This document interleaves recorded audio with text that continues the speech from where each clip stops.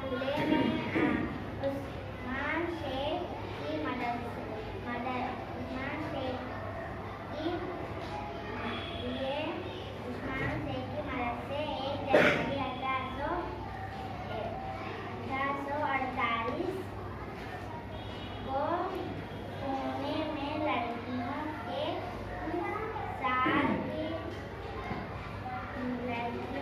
के लिए मदरसे खोले। ये सावित्रीबाई फुले है। ये ज्योतिबा फुले की बीवी वाइफ है। ये ज्योतिबा फुले की वाइफ है।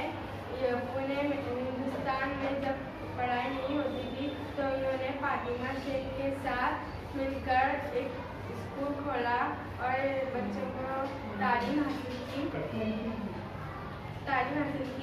और इन्होंने पुणे की अपनी महाराष्ट्र में हुकूमत ने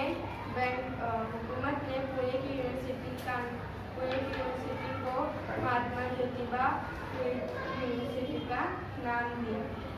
सावित्री। सावित्रीबाई फुले।